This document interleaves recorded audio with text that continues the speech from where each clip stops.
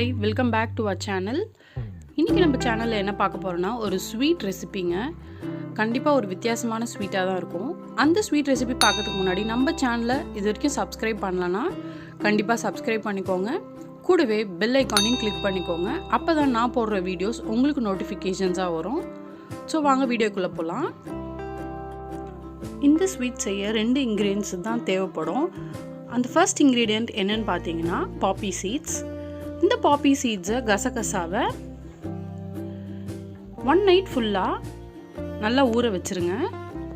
ஊற வச்சுட்டு நல்லா ஒரு ஸ்டெய்னர்லேயோ இல்லை சல்லடையிலையோ நல்லா வடிகட்டி எடுத்துக்கோங்க.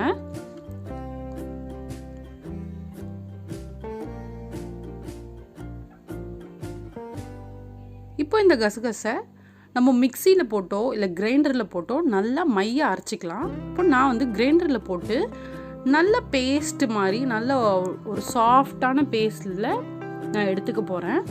நான் மில்க் ஆட் பண்ணி கிரைண்ட் பண்ணுறேன். மில்க்குக்கும் வாட்டருக்கும் என்ன வித்தியாசம்னு பார்த்தீங்கன்னா மில்க் ஆட் பண்ணும்போது கொஞ்சம் ஒயிட்டாக கிடைக்கும் அல்வா. இப்போ செகண்ட் இன்க்ரீடியன்ட் வந்து சுகரு.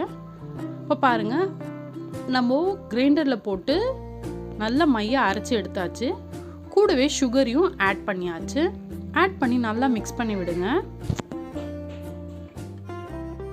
இப்போ நல்லா மிக்ஸ் பண்ண கலர் சேஞ்ச் ஆகும். இப்போ ஒயிட் கலராக இருக்கிறது லைட் ப்ரௌனுக்கு வரும். நான் இதை அரைக்கும் போது ரா மில்க் ஆட் பண்ணேன், அதை சொல்ல மறந்துட்டேன். ரா மில்க் ஆட் பண்ணிக்கோங்க, அப்போ தான் இன்னும் நல்லாயிருக்கும். இப்போ இதோட ரேஷியோன்னு பார்த்தீங்கன்னா 1 கப் கஸ்கஸ்க்கு 1 கப் சுகர் ஆட் பண்ணிக்கோங்க. இப்போ இது நல்லா மிக்ஸ் பண்ணி விடுங்க. இப்போ இந்த ஸ்டேஜில் நம்ம கொஞ்சமாக நெய் ஆட் பண்ணிக்கலாம். நெய் ஆட் பண்ணி நல்லா மிக்ஸ் பண்ணி விடுங்க.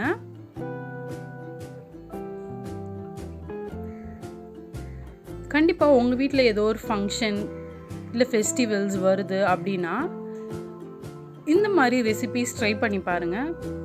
கண்டிப்பாக உங்களுக்கு பிடிக்கும். கொஞ்சம் வித்தியாசமாகவும் இருக்கும். ஓகே, நீங்களும் இதை வீட்டில் ட்ரை பண்ணி பார்த்தீங்கன்னா நம்ம கமெண்ட் பாக்ஸில் ஷேர் பண்ணுங்கள். பாருங்கள், இப்போ நல்லா நெய் வந்து நல்லா அப்சர்வ் பண்ணிடுச்சு. இன்னும் கொஞ்சம் நேரம் நல்லா கிண்டலாம். நல்லா மிக்ஸ் பண்ணுங்கள்.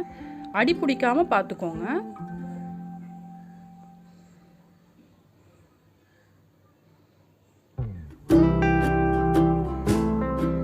இது கொஞ்சம் நேரம் கிண்டிக்கிட்டே இருக்கணும். அதுதான் இதில் கொஞ்சம் டிஃபிகல்ட்டான பாட்டு.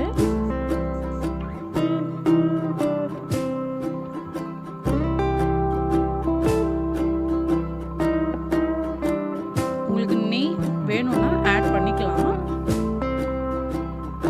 இப்போ பாருங்க எப்படி வெந்துருச்சுன்னு பார்க்கலாம்.